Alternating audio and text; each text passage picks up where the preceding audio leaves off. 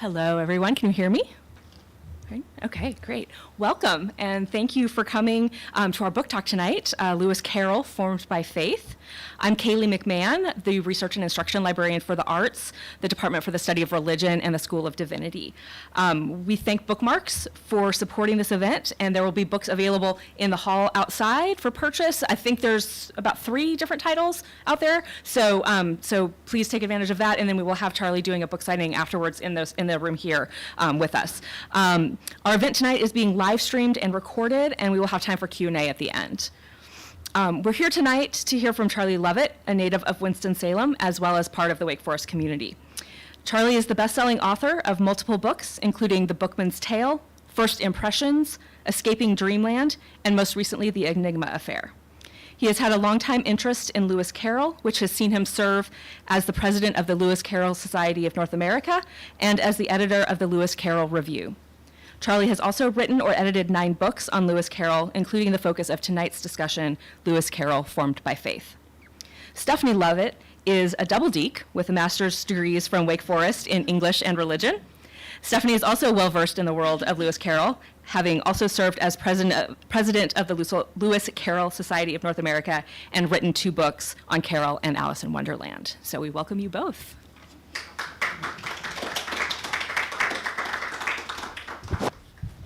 I don't know if you should be impressed or horrified that you have 2 former presidents of the Lewis Carroll Society sitting in front of you. Before Stephanie starts, I should add that Stephanie also named this book.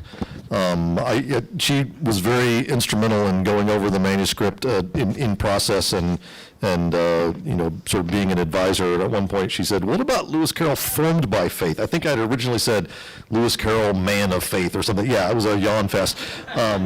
So I thank her for that as well. Thanks, Charlie. I'm certainly sorry. I apologize for not being Mark Goodacre. For one thing, he is delightful, as well as a really distinguished New Testament scholar. But even though I'm sure all of you are lovely people, you cannot compete with the sudden early birth of his first grandchild. So I'll be stepping in to talk with Charlie about this wonderful book. I do have a background in Carroll studies and religion, sadly not a professor at Duke, but I'm sure you're in for a good evening because this is just a fascinating book. Charlie, Lewis Carroll lived from 1832 to 1898, and there has been plenty of scholarly and popular interest ever since. There are quite a few biographies. And if everyone promises not to tell my Carroll friends, I've actually not read all of the most recent ones. I was feeling done.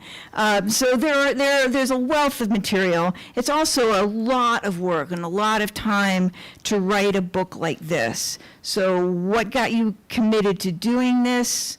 What was your on-ramp for this book? So I think it started by reading Lewis Carroll's unexpurgated diaries, which came out in over a period of many years in the late 90s and early 2000s, having had access only to an expurgated version that was published in the 1950s.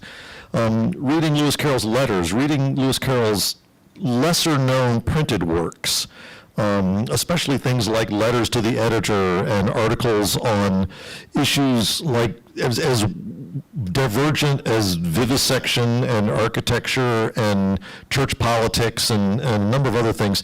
And I gradually started to see a vision of a man who, if he walked into this room and we said to him, "What's the most important aspect of your life?" he would not have answered writing books for children or taking photographs or mathematics or logic, even though he was involved deeply in all of those things. I honestly believe he would have said, "My Christian faith is the most important part of my life." And I started to realize how closely related all of these other topics were to that faith, how it underpinned so many of other things, how he saw his work as a logician as work for God. And I can give many other examples. And yet when I looked at the published biographies, even including the biography, the rather hagiographic biography written by his nephew in 1898, right after he died, I saw very little attention being paid to that topic. I saw maybe in the really fat biographies, a chapter. But usually it was more like a few paragraphs or a sentence here and a sentence there. Oh, he was a deacon. Oh, he was a man of deep faith. So I thought, well, maybe this is an area that could be delved into.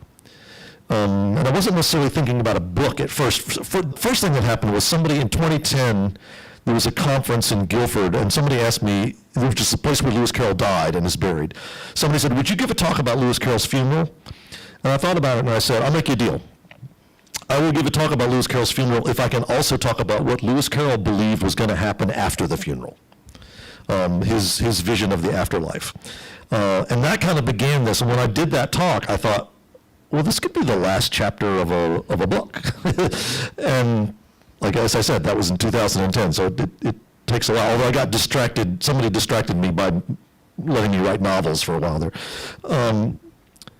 And it easily could have gotten derailed by finding out that there wasn't much interesting to say, or that there wasn't much material, or that it had all been covered before, and none of those things happened.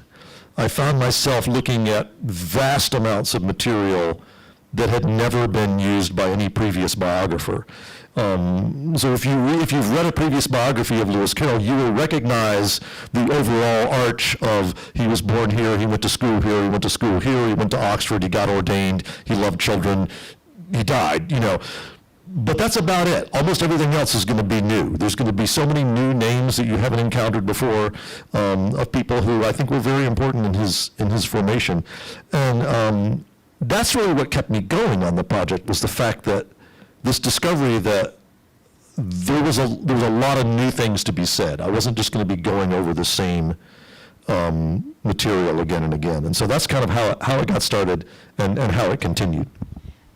Well, in that vein, we were just talking before we started about librarianship and materials management, and that seems a big part of that. What kind of materials did you have access to that people hadn't been able to get at before? Because to me, that's a really interesting part of the development of this book.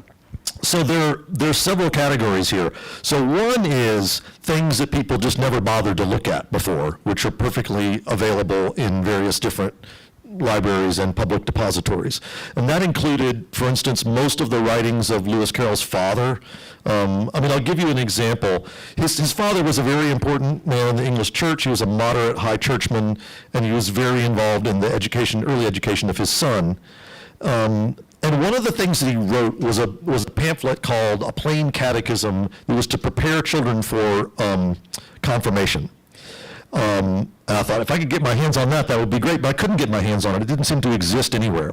But what existed was the appendix that he published for it that just listed all the biblical references that he cited. But by looking at the biblical references, I could kind of work my way backwards and see what questions he was asking the kids, the children, and what his opinions about those questions were. And it was, I won't say easy, but it wasn't a difficult bit of scholarship to kind of work your way backwards and figure out a lot about how he would have taught children about the Christian faith.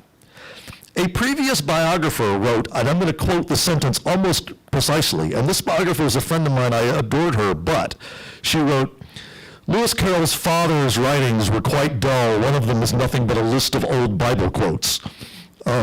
So by simply not accepting as face value that Victorian sermons are dull and uninteresting and have no bearing on the life of Lewis Carroll, that opened up a huge bit of research possibility right there, to be able to read sermons that were written by his schoolmasters, the people that he heard preach in Oxford and while he was at school, other visiting preachers, and sermons that his father preached, and many of these things had really direct bearing on the development of the book, and they were there. It's just people hadn't looked at them. Ultimately, I did find a copy of the Plain Catechism. A copy came up for auction, and when something like that comes up for auction, and you're the only person in the world who cares about it, it doesn't even cost that much. So I got a copy at home sitting in a box that Matt made for me. So. Then there's this category of nobody had ever looked for it before because we didn't have the tools to look for it. So the biggest thing there was digitized newspaper archives, Google Books, especially when, digitized journals and things of that sort, where again, For instance, his father was very active in early boards of education when that was like a brand new thing. It was this new idea. It's like, hey, now that we've passed the corn laws and the children aren't working in the factories like children are supposed to, maybe we educate them. We could do that, And so, but there was a newspaper in every little town, and it was published often daily and certainly weekly. And so if some guy gets up and gives a speech at the Board of Education, it's in the newspaper. And that sort of material would have been impossible to track down prior to digitized archives. It would have taken tens of thousands of hours of flipping through newspapers in one library in London. And I've been to that library, and I've spent a lot of time flipping through newspapers there in the 90s before we had these digital archives. So there was that. And then there were the serendipitous discoveries. I was looking for something else on one of these old rare book for sale sites, ABE or something like that. I was looking for a book about his school in Richmond, basically his elementary school that he went to. And here's somebody selling a set of manuscript notebooks written by his very first schoolmaster, including one which had notes of obviously lessons that he was teaching the boys about religion and morality and this sort of stuff. Absolutely invaluable resource, and it just kind of fell into my lap. So in some cases it was that people hadn't looked. In some cases it was people couldn't look, and in some cases sometimes you just get lucky. It really is a perfect storm of your interest in technology and the knowledge you brought to it. It just makes me really happy. One thing you and I agree on is that calling him Lewis Carroll when you mean one thing and Charles Dodgson when you mean something else, it's a stunt, right, to do that. It doesn't convey anything. But there is another Charles Dodgson in this book, and you've alluded to him a couple of times, and he looms large over these pages, and I think that this audience would probably like and need to know a little bit more about him. So I was teaching in the continuing education program at Elon all day today, and I just decided to call the son Lewis Carroll and the father Charles Dodgson. But in this book, I don't do that, because Lewis Carroll was a pen name for certain writings and had very little to do with his religious life, right? So I really tried to write this book in such a way that I made clear if I was talking about Charles Dodgson, the father, born 1800, died 1868, or Charles Lutwidge Dodgson, the son, born 1832, died 1898. But the father was an important figure in the church. His career began, like his son's, at Christ Church, the college in Oxford. Like his son, he was ordained a deacon there, and then, unlike his son, ordained a priest, and then, unlike his son, got married, which meant he could no longer be at the college. And so the college found him a church, a place to work, paid him almost nothing, and he worked for from I can't remember when they went there, 1830 or so until 1843, at this very rural parish, really working very hard at rural parochial work. He built a Sunday school where there hadn't been one before. He worked very hard on education. He built, there was a canal that went through the parish, and he built a chapel on a barge on the canal to minister to the the canal workers. But he then got a job from one of his old school buddies, a guy named Charles Thomas Longley, who was the first bishop of the Diocese of Ripon, which was carved out of the Diocese of Yorkshire, so up in the north of England. And he got a job as the examining chaplain at Ripon, which means he was the guy who basically gave an examination to people who were putting themselves forward for ordination and decided whether they were ready or not. But Ripon was more than 100 miles from Daresbury, where his parish was, which meant every time he was going to do that, he had to get on his horse and go 100 miles. There were no railways yet. And so eventually they got him a job in Croft, which is much closer to Ripon, paid him a ton more money for a lot less work. In fact, he ended up doing very little work in that parish. He mostly hired curates to do the parochial work because he was now being appointed to other jobs at the cathedral and in the diocese. In the course of all this, he published lots of sermons. He published one book, and a lot of his publications were to do with various religious controversies, theological discussions about baptismal regeneration and about ritualism and a number of other things. And he waded into, this was at a time when if one guy says everyone's regenerate after baptism and another person says no, they're not, it's in the newspapers. Like it's people are talking about it around the dinner table. It's not just something in the back of an obscure religious journal. But he also never lost track of the fact that he could at the same time be involved in these very highbrow theological controversies, but when he came back to the pulpit of a small country church, he knew that those people didn't care about baptismal regeneration. They didn't, and he understood that difference, and that helps us understand how he might have taught his son, because he was his son's primary educator for the first 12 years of his life. That he probably didn't teach his son a lot about the high church movement or the Oxford movement or ritualism or any of these things. He taught him about the basics of the Christian faith. And in fact, we have preserved in the family collection a little set of cards, each of which has a topic at the top, a topic like Christ came to save all mankind or things like that, and then a list of Bible verses. And we can see how he's teaching his children about these things. So he went on to, a very successful career working for the diocese. He was an archdeacon, lots of publications, which I actually have a bibliography of his publications coming out from the Lewis Carroll Society, I don't know, in a couple of weeks probably. And when he died in 1868, at about the same age that his son would die, Lewis Carroll said or Charles Dodgson, the son, said that it was the greatest sadness of his life. His mother had already died, so I don't know what we're to make of that. But it's clear that his father was a huge influence. But I think it's also clear,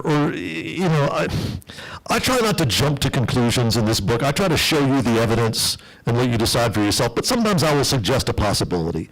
And I think there's definitely a possibility that when his father died, he was torn apart with grief, but there was also a weight that was lifted from his shoulders, this weight of expectation that he would follow in his father's footsteps into parochial ministry, which was not really something that he wanted to do. He liked the life of an academic. So I think his father was hugely influential in his life.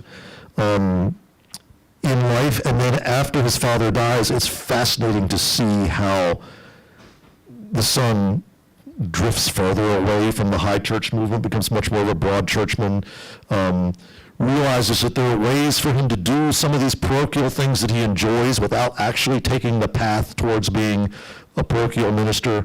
So a lot of that stuff happens after the death of his father. So, a very influential figure both in the church and in the life of his son.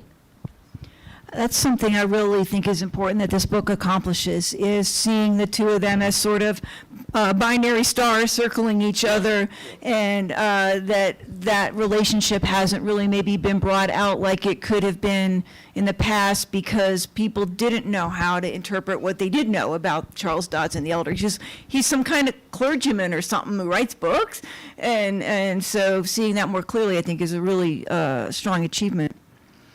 You alluded a little bit to this, and I wonder if you could do a little bit more to help these folks here get into that Victorian headspace, because it is startling. Maybe if you've toured Old Salem or have worked a little with the Moravian Archive, you have a little bit of idea of this, where people lived in a world where examining your own life was something you were meant to do all the time. Maybe you've seen some of those diaries kept by young women who are just in agony over what a horrible, horrible person they are and how they're going to try to do better tomorrow or next year. And then it turns out, what they did was, be rude to their mother or something. And, that world where that is so real and so present to people, for most of us, I think, is hard to understand. So for Victorians, you said, things are in the newspaper. Yeah. I gave an example of this afternoon that I think sort of illustrates what I'm talking about when I say that you, as you said, you need to be in that headspace. You need to understand the context. There's a biography of Lewis Carroll that talks about how miserable his life at Christ Church was, because it was cold, it was drafty, the bed was uncomfortable, there was only cold water. And what this person really means is, I would be miserable if I had to live at Christ Church in the 1880s. That's really what the biographer is saying. And I think about my own childhood. If you brought a 12-year-old in here right now and said, okay, you can only have 3 channels of television, and you're not allowed any video games, no iPad, no telephone, no internet, they would go, oh no, I'll be miserable. But when I was 12 in 1974, I didn't have any of those things, and I wasn't miserable. So you've got to get yourself into that imaginative world of what was it actually like for the people who lived there, not what would it be like for us if we got transported back there. And part of that is religion is an essential part of the national discussion. We have a national church in a way that even in Britain they don't have anymore. I mean, we have a Buddhist prime minister as of yesterday. That was not the case. Although somebody in like a major news outlet said, the first non-Christian prime minister. I'm like, Disraeli, hello. He's kind of a famous guy. But religion is at the center, not just of religious discourse, it's at the center of political discourse. Politicians are involved in these discussions about the direction of the church. The whole idea of educating younger children is completely being driven by the church. There was a group called the National Society, which was a church group, and they said, we want to build what we would call an elementary school in every parish in the country. And they started in the 1830s, I think. And within 20 years, they built something like 12,000 schools. Lewis Carroll's father built one. They were called the National Schools. And so there was so much about just daily life and public discourse that was centered around religion and the Anglican Church. And that's the first thing we got to get our heads around. And then the second thing is that you can go downstairs in this building and you can probably find some volumes of Victorian sermons. But you can probably also go out on the street in Winston-Salem and find somebody who would say this sentence, oh yeah, I went to see such and such and it was as boring as an old volume of Victorian sermons. We probably all, and you've got to wrap your head around a time when that wasn't boring. I mean, the only reason these things got printed is because people would buy them and read them and talk about them and think about them. And in a fairly secular age, that can be a hard place for us to go mentally. I try as much as I can to take the reader to that place. And one of the things I also try to do in this book is I try to not write a book that is intended only for people who are academic scholars of religion. If you teach at or attend the divinity school, I think you'll like this book, but you don't have to teach at or attend a divinity school to understand it. I really try to explain the background in church debate, in church politics that you need to have in a way that you can understand it, because I'm not a religious academic. So I luckily do not have the language myself to obfuscate what I'm trying to talk about.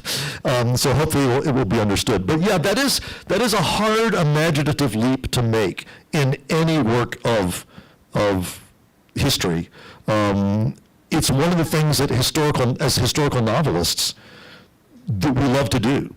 We love to take ourselves back and imagine ourselves in that space and imagine what it's really like to be a character in New York City in 1906, or in Oxfordshire in the 1870s, or in an English cathedral 500 years ago, or in a camp in World War II. I mean, those are all places that I've been in my novels, and it's the same imaginative exercise as it is for a work of nonfiction, where you have to forget this, what would it be like for me to be there, and replace that with what was it like for that person who actually was there. It's something I did a lot as a Latin teacher too. So given that milieu that's so different from ours, do you think growing up in it and living in it, that Charles Dodgson was more religious than other men like him, other men that taught at Christ Church or even in his own family, or what distinguishes his religious orientation, I guess, from others around him? I mean, it's a interesting question, and of course I studied him more than I studied those people around him, but it fascinates me that he has been called by some of people who knew him a little bit too puritanical, and by others as not nearly puritanical enough. And I usually, if you're being criticized for being too much of something and not enough of that thing, it usually means you're in about the right place. It's my experience in life. But, you know, I think one of the reasons he did not want to go into the priesthood, there are a lot. It's about a chapter and a half of information scattered through my book about why maybe he didn't proceed to the priesthood and was only ordained as a deacon. But I think one of the reasons was, you know, he enjoyed worldly pleasures. He enjoyed going to the theater. He enjoyed, you know, doing things that would have been a little bit harder for him to do as an ordained priest. And so in those ways, he might have been a little more liberal than some. On the other hand, at a time when the idea of keeping Sunday absolutely sacrosanct and only reading the Bible on Sundays was sort of fading away, you know, he still had some rules for himself about Sundays. He would always attend church unless he was laid up with illness. Often he would attend church twice in the morning and the evening. And he would never accept a social engagement on a Sunday. Now, it didn't mean that he didn't socialize on a Sunday. It just meant that if you sent him an invitation and said, would you like to come for tea on Sunday, he would say, no, we'll not come for tea on Sunday. But if he was out walking with you in the meadows and it happened to be Sunday, he would be perfectly happy to chat with you all afternoon. It just wasn't a social engagement, you know. And I think there were certain areas where he might have been a little more, I don't know if conservative is quite the right word, but more aware of the religious ramifications of certain actions than some of his colleagues. In particular, he was very, not really on his high horse, but he was very aware of the idea of reverence. And he used this word reverence over and over and over again. And he talks about this from the time he's a young man until his penultimate sermon in 1897, before that, probably about a 50-year period that we hear him talking about this idea of reverence. And he says that things which are holy should not be the subject of humor and irreverence. And when he says things that are holy, he not only means the church and Scripture and Christ and the life of Christ and the apostles and you know, bishops and priests, but he also means, as he says, evil spirits and Satan and eternal punishment. That these are not things to be made light of. And one of the reasons that he gives for this is sort of a specific example. Is he says, imagine you're on your deathbed and that you want to be comforted by a favorite piece of Scripture.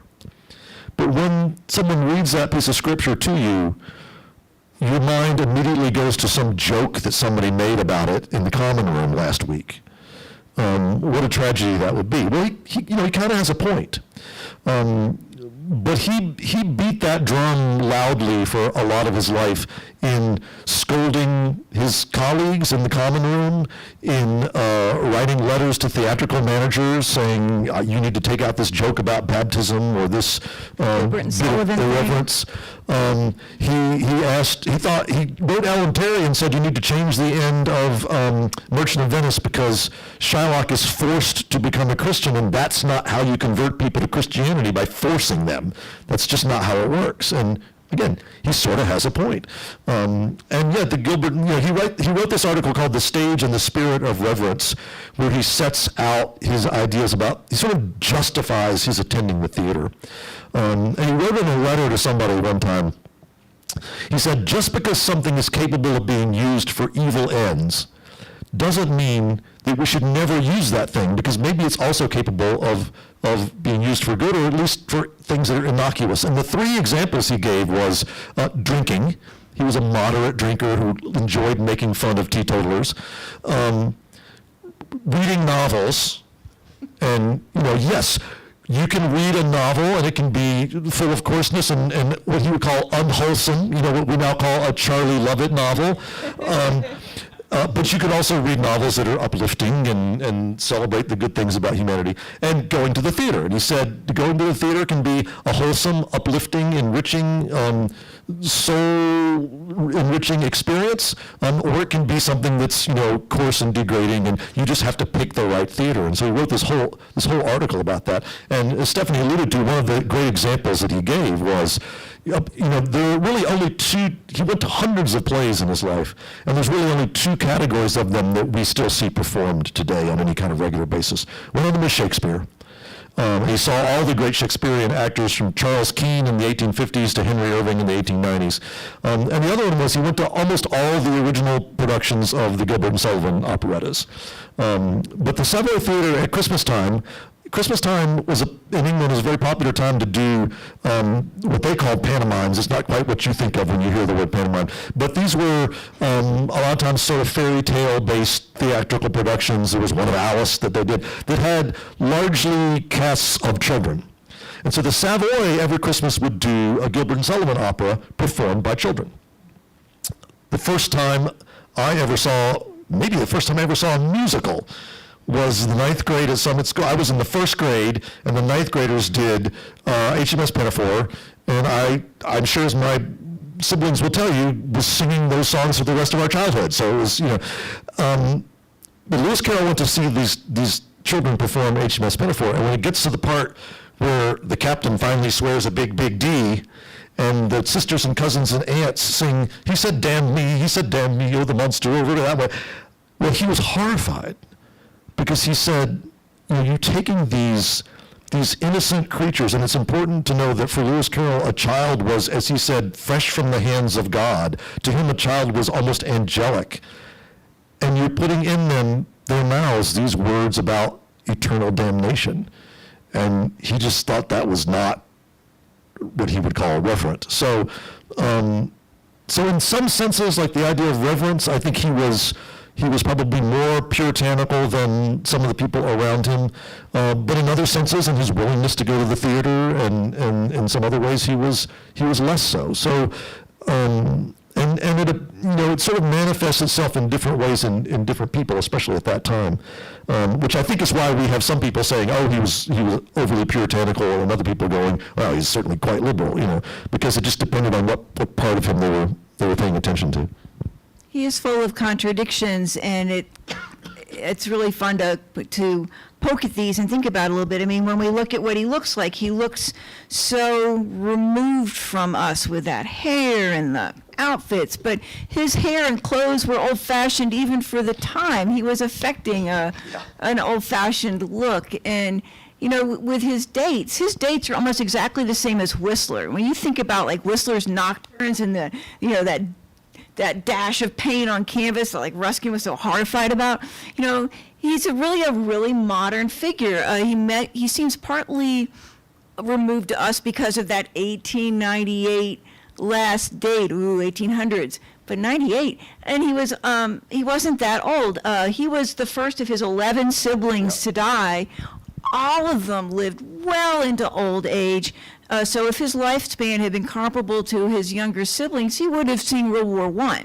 Oh, easily, yeah. Yeah, so he's not it's interesting far that away as he feels. when you think of him in the 1890s and you think about the theater that we were talking about, what he never goes to see and never even writes about? Ibsen, Strindberg, Oscar Wilde, all of these things that we think of as the beginning of modern theater. Nope, he's still going to the old melodramas and the other big category of Victorian theater that he wouldn't go to is the translated French farces. No, that is not on. Yes. We don't have any record of what he thought of Oscar Wilde, but I just so want to know. You almost said this, so I'm going to see if we can get you pushed a little closer to saying this, because it's something that really interested me. You might easily argue that his two biggest concerns in life are logic and religion. Mm-hmm. And so do you think he found that to be a contradiction? Do you think he succeeded in bringing them together? this is the brilliant thing about Dodgson, is I think he absolutely succeeded in bringing them together. And the best example of this is his writings on eternal punishment. He, near the end of his life, one of the books that he wanted to work on, but he never got around to doing, was a book on what he called religious difficulties. And he said, I want to set out all the arguments logically so that people will understand what it is they say they are believing, or what it is they're trying to argue for or against. I'm not trying to change people's minds. I just want them to understand what they're saying when they say X or Y or Z. And the example that the chapter that he did write of this book, it was never published, but we do have it in a proof form, was also the subject of the very last sermon that he ever gave, which was at St. Mary's Church to a group of, it was for the undergraduate monthly service for undergraduates at Oxford. So it was several hundred undergraduates came to hear him preach about eternal punishment. And although it was dogma of the Anglican Church at the time, that if you go to hell, you're going to stay there forever, he absolutely did not believe that. And he was willing to stand up in the pulpit and say, essentially, I mean, he didn't quite go so far as saying the church is wrong, but he pretty much implied it. So he said, look, I'm not going to draw any conclusions. I'm just going to make this logical argument for you. So let's take it logically. We're talking about 3 statements. And the first statement was the absolute basis of everything that Lewis Carroll believed about religion and God, and he would not, in his life, he was not going to not believe that statement. And that statement is, God is an all-loving God. The second statement is, it is possible to punish a man for finite sins infinitely. Right? You can only commit finite sins during a lifetime on earth, but you can be punished for them infinite. That is a possibility. And the third statement is, God would do this. And what Lewis Carroll says is, if you are a logician, if you understand logic, you will understand that you cannot believe all 3 of those sentences. You can believe any 2, but you can't believe all 3. Now, at the same time that he's writing this, he's also reading what everybody else is writing about eternal punishment, and he's sort of incorporating their ideas about, mistranslations of the Bible. Did this Greek word that gets translated eternal have shades of meaning beyond just everlasting? But he never says, so you can't believe in eternal punishment. He just says, if you believe God is a loving God, you can't believe in eternal punishment. So he doesn't quite go so far as to saying the church is wrong, but he certainly implies it. But it happens at this intersection of faith, logic, and research, understanding the studies. I mean, he had over 400 volumes of religious books just in his own personal library. And I think we could do well to learn from that. I mean, I think it would be great if everybody who professes to be a Christian would write 3 sentences up on the board. And the first sentence is, Jesus Christ taught us to love everybody. And the second sentence is, there's some people over there who are really different from me. And the third sentence is, I don't love those people. And decide whether you think you can believe all 3 of those sentences. You can't. The logician tells you you've got to pick 2 out of the 3. And so, you can see this, the way he does this is completely relevant today, even to our contemporary discourse. But he absolutely uses logic in his religious arguments, and that's what he wanted to do in this book about what he called religious difficulties that he never managed to get. I wish he had at least written up the table of contents so we would have known what some of the other ones were.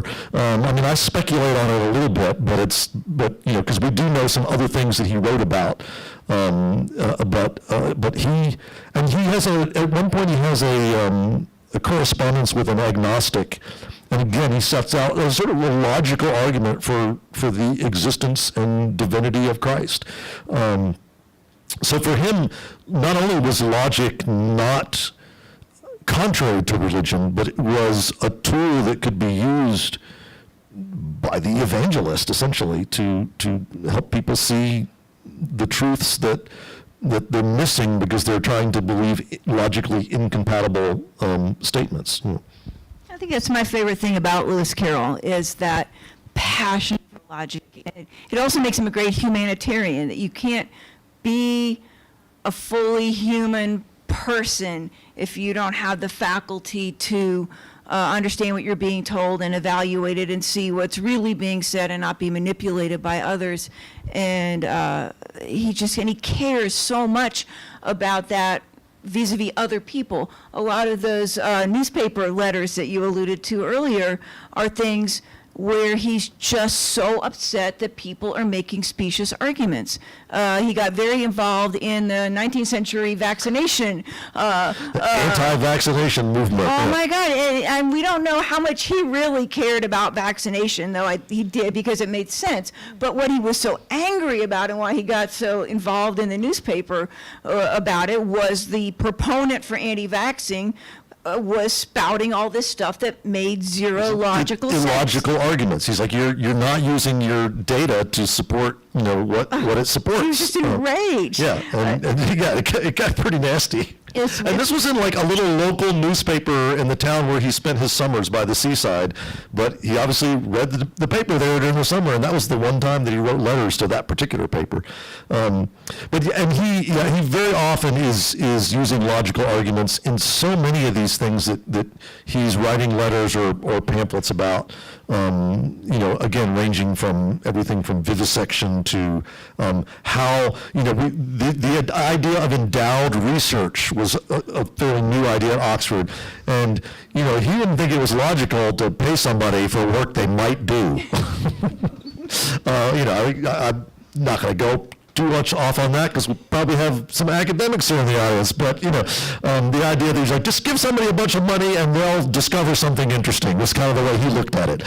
Obviously, it's a little more complicated than that, but he's always sort of falling back on logic in one way or another, and he really believed that the work he was working on in symbolic logic was work for God. I mean, he talks about that. He talks about in the introduction to his first book on symbolic logic, which was the only one that was published. He says the reason to teach young people logic is so they can spot illogical arguments, whether those arguments come from the politicians or from the pulpit. And he was very aware that the pulpit was one of the places that they came from. And he wanted them to be able to logically form their religious opinions and beliefs, as well as their political opinions and beliefs and other things. But and in fact, at one point he writes to his sister, one of the reasons he didn't write the book about religious difficulties is he said to his sister, there are any number of people who could write that book, but I think I'm the only person who can write this book on symbolic logic. And it was to be a 3-volume book. He only ever finished the first volume. We have some bits and pieces from the second and third volumes. But I think it was very much at the center. And he didn't begin as a logic teacher. Something he sort of came to a little bit later in life. He started out as more of a mathematician, but especially after he resigned his lectureship in 1880. He continued to live in the college. He could live there for his whole life, and he did. But he resigned his lectureship partly because he could afford to, because he'd written this book called Alice's Adventures in Wonderland that was, didn't make him a millionaire or anything, but he was able to live comfortably and be generous as a result of that. But also partly because he really wanted to do this other work, to write these books about logic and some of these other things. And he was afraid his time would run out. That's why he stopped being a photographer in the 1880s, in 1880, about the same time, and his time did run out. As you said, he died at the age of 66 and did not finish the work he had set for himself. The endowed professorship problem connects to, he lives exactly in this fascinating period when the university is shifting from being a church organization to what we think of as universities today, a secular institution of learning. Yeah, kind of like what happened at Wake Forest in the 60s and 70s. Yeah. Only 100 years later. Yeah, we can talk about dancing now. But not to tax people's patience, I have another question and then maybe a little lightning round for you, and then we'll wrap it up. The idea about that whole fascinating question of what happened to Christ Church during his time there raises the whole thing that playing 6 Degrees of Lewis Carroll just quickly gets you to really every important public figure, every cultural phenomenon, anything you might be interested in the Victorian era, you can get to in way less than 6 degrees. So were there stories you were tempted to tell, paths not gone down, because the infinite regress just keeps going? Yeah. Or as a corollary, were there threads or themes that really you weren't expecting that you did find yourself going down? You know, I'm going to skip to the end of answering that question first, which is, I did not intend this book to be the last word on Lewis Carroll and religion. I would hope that it is a book that will encourage further scholarship, because I think there's lots of more roads to go down. The second thing I'll say relative to that question is, like almost every academic writer I have met, I bemoan the fact that all notes have to go in the back, whether they are citation notes or discursive notes. I want my discursive notes at the bottom of the page so you'll actually read them, because there's a lot of times when I think, this is a really interesting thing, but it's not like 100% relevant to the point I'm trying to make on this page, so I'll put it in as a footnote. Like, for instance, the first time Lewis Carroll ever saw Queen Victoria, he was a schoolboy. I had no idea. I'm in the Rugby Public Library going through the Rugby newspaper, and here's the thing about all the boys from the school going down to see the Queen when her train comes through, and then it rains and she doesn't come, and they go back down the next day, and then she comes, and they all see the Queen, and she stands out there for a couple of minutes, and they wave, and you know, for somebody who wrote about queens more famously than anybody else in the Victorian period, that's a cool thing to know. It's not really directly related to his religious development, so you stick it in a note. So I encourage you to flip to the back. You don't have to read the citations. You'll see the notes that are a big, long paragraph. Usually those are kind of interesting little stories. And some of them may be things that provide future scholars with further roads to go down.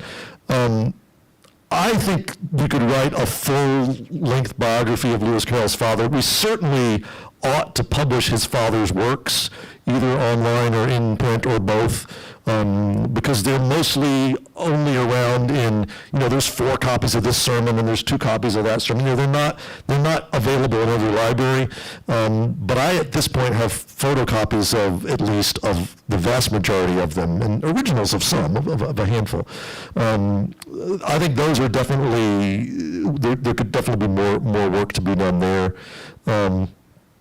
And the correspondence with the agnostic, I mean, that's a fascinating thing that I didn't get into too far. I think analyzing his library, his theological library, I mean, I do look at that when I come across certain topics. For instance, come across eternal punishment, you go look to the library, see what did he have in eternal punishment. I've been trying to recreate that library. I've got about half of it now. Not his own copies, but just copies of the books that he owned. And yeah, some people will look at that and go, wow, this looks like a bunch of really boring books. But I'll give you one example, and then we can go to the lightning round about how they're not boring. I got a copy of a book that his headmaster at Rugby had written, Archibald Campbell Tate, who went on to become Archbishop of Canterbury. And there was a sermon that he gave after one of the schoolmasters had died. Now, Stephanie and I both went to the same boarding school, and we were there, I think, in the same room when we heard that one of the schoolmasters had died. And it's for teenagers, that's a life-changing experience when one of your teachers just keels over. And this is what happened to Lewis Carroll. And the next day was a Sunday, and the future Archbishop of Canterbury got up in the pulpit to preach a sermon about death. And about the 3rd sentence of that sermon, he looked at these boys and he said, "What is life? Is it all a dream?" Now, he's speaking to a 15-year-old who is going to grow up to write the 2 most famous dream narratives in English literature, and who for his entire life, both in print and not in print, is going to use this metaphor of earthly life as a dream from which we awake to resurrected life. And here it is on the page when he's 15 years old. I think that was the point when I saw that, when I thought, there's a story to tell here. This is a book that's worth writing. Because it's not just, he learned this stuff and then he was kind of religious when he grew up. A lot of it connects directly to his writings, his photography, we talked about his logic. And I think there are probably many more connections to be made. This book was originally 190,000 words, which nobody in the world is going to publish, and I think now it's like 130,000 words. So I know there's at least 60,000 more words to be said on the topic. But yeah, reading that Tate sermon was like a real eye-opener for me, and saying, yes, there are connections here.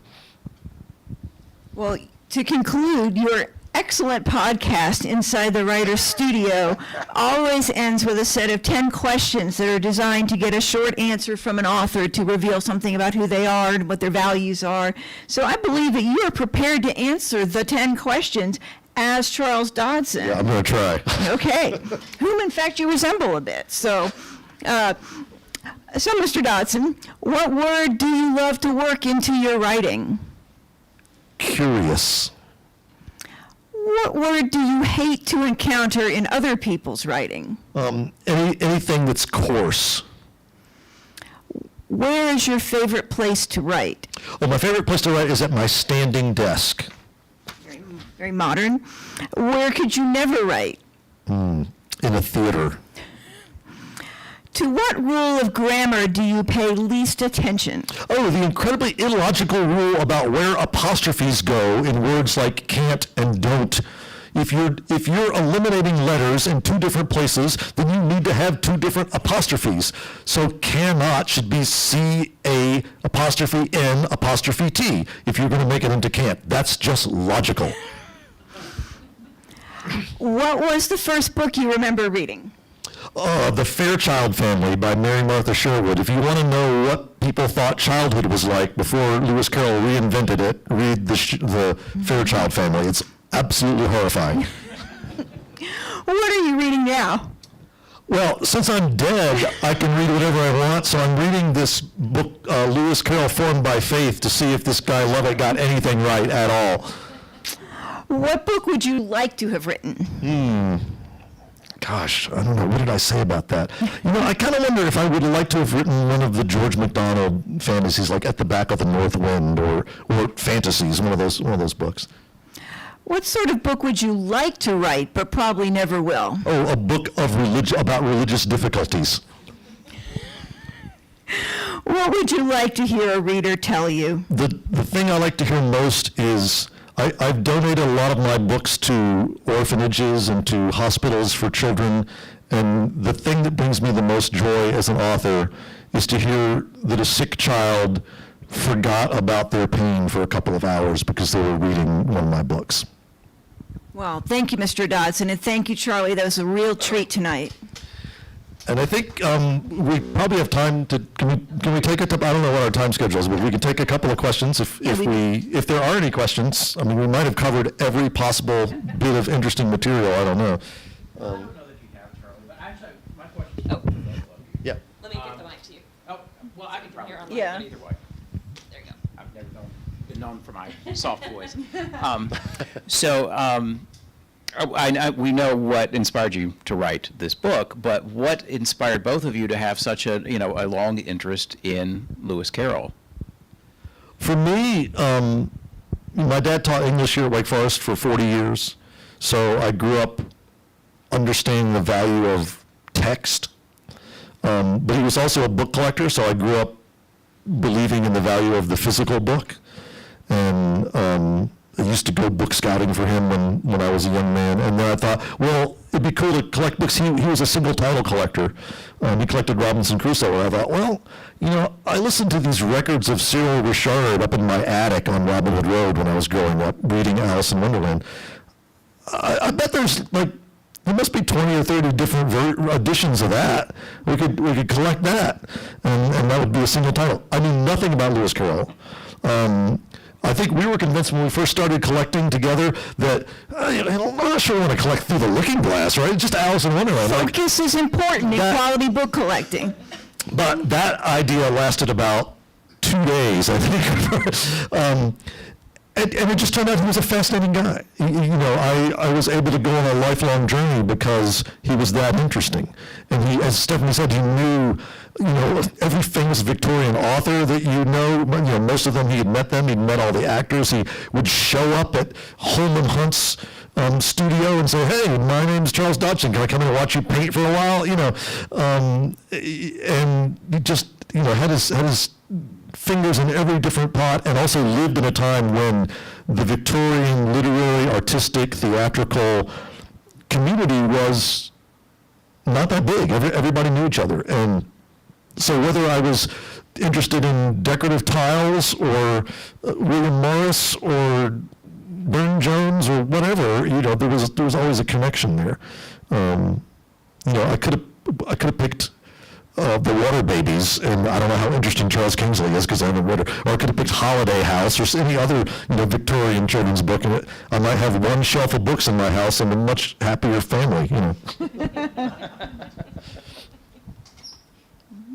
Well, ditto. But seriously, though, we could have thought, let's do Frank Baum. It'll be really interesting to do, Dorothy and Oz. And it would have been interesting for a while, and no disrespect to our friends at the International Oz Society, but I just can't think of a literary figure that there is more interesting connections that just build and build and build as you say, from a point of things you could be interested in knowing about, but also as someone's collecting interesting things to have. I mean, Bob Lovett had some amazing Robinson Crusoe stuff, but the Alice stuff empire is unbelievable. We have friends that, have like additions to their house because there's any product, not only cultural things like plays and ballets and movies, but anything that you can imagine, there is an Alice thing of it. Soap? Oh, there's so much soap. We have a friend who, I swear I'm not making this up, her collection is Alice in Wonderland teapots, and she has like 300 or 400 of them, and no two are alike. One of the things I did during COVID was clean out, and I made this decision that I wanted my collection to be essentially a research collection, somewhat an entertainment collection, but essentially a research collection, and defined very broadly. But that meant, you know what? I don't need a box of T-shirts. I don't need these spoons that have Alice in Wonderland on them. They're not nice, beautiful Victorian spoons that Lewis Carroll had. No, they're from some crappy shop in Wales in 1987 or something. And I went online to this group called Alice in Wonderland Collectors Network that has 14,000 members on Facebook. And I said, anybody wants to send me their address, I will send you a free box. I got those U.S. Postal Service boxes. I'll send you a free box of Lewis Carroll stuff. No promises about what it is, other than it's free. I had to take the post down after about 15 minutes because so many people responded. I gave away about 100 boxes of stuff during COVID, and my house is so much happier, and I now have mostly printed material. Every now and then there's something that really strikes you, but, One of our friends whose collection I especially enjoy does what she calls flat Alice. Alice in advertising, pamphlets. Alice's use as a spokesperson for things is absolutely astonishing and spans the decades and spans the industries. And so, just as an example of the kind of things that you can, as they say, rabbit holes you can go down, are Alice in advertising. And so it's not something you wake up one morning and go, I'm going to do this. But when you start into Lewis Carroll, there it is. The rabbit hole thing, one of our friends decided to get a clipping service because he wanted to document Alice in the press. Because, like you'll open the paper and there's a political ad where both candidates are the Tweedles or something like that. That stuff has been going on since the book came out. And he quickly realized that this was impossible. In any newspaper, magazine, any day, anywhere, somebody is going to refer to something as being like a Mad Tea Party, or some kind of reference will come up. But my belief is that, of course, is therefore completely undocumented, is that the rabbit hole reference is by far the leading one. Yeah, probably so. Seriously, practically anything printed, somewhere in it, someone will say, well, I just don't want to go down that rabbit hole. You end up with sort of sub-collections. So for me, probably my favorite one is, because I'm a theater bum, is my Allison Performance collection. And I curated an exhibit at Lincoln Center in 2015 about Allison Performance in a pretty large gallery. And about 80% of the exhibit was stuff from my own collection. And I would love to be able to do that exhibit again, because I've gotten so much cool stuff since then. Like, there were things that were really missing. There was this one poster from a Broadway show that only ran for a week, and I never could find the poster. Now, not only do I have the poster, I have the original artwork for the poster from the artist, and it turns out he's the guy who designed, like, the Jesus Christ Superstar album and the Woodstock poster and some really cool stuff. And he, like, wrote me a letter when he sold me the artwork. So, it's never ending. And so you do, what's a relief as a collector? I'm sure this is true for any collector, whether you run a rare book library or have a private collection, is when you come to the realization that completeness is impossible. It lifts this weight off your shoulder, and it allows you to be selective and to create a collection that reflects yourself and your own passions and your own interests, rather than this idea that you can get everything. Because I'm here to tell you, no matter what you pick, no matter how narrow a focus you think you've got, you can't get everything. The theater focus is especially nice, though, because it brings together Lewis Carroll's great personal passion and one of the ways that Alice has had a real impact on the culture, and has, especially in the sense that I'm especially interested in, of how the culture takes it and does a remix and puts it back out in the world as yet another new thing. So theater really, I think, is a great perfect storm for thinking about Lewis Carroll. So we keep answering your question over and over. How about some other, and we're, I think we're testing people's patience. Anybody else? Anybody else? Well, thank you so much for turning out on this beautiful evening when you could be sitting on your back porch. And to one of my favorite buildings in the whole world. I spent a lot of my childhood in this building, so it's lovely to be back. This is my first time back on campus since they reinstated the Charlie Lovett childhood version of this campus with the road that goes straight up the, I was like, oh yeah, it's 1975 again. So anyhow, thank you very much. Thank you guys so much. We do have books for sale out in the, I should say, very briefly, in addition to this book, there are copies of my new middle grade book, which, if you have any children in your life between 7 and 17, is a great Christmas present. And my new novel, The Enigma Affair, which is just a cute little story about a small town North Carolina librarian and a professional assassin who team up to solve a 75-year-old Nazi mystery. Yeah. For some reason, when I said that earlier today, people laughed. I don't know why. Thank you. It's a pleasure. Thank you. In our team meeting on Monday, Roz was at the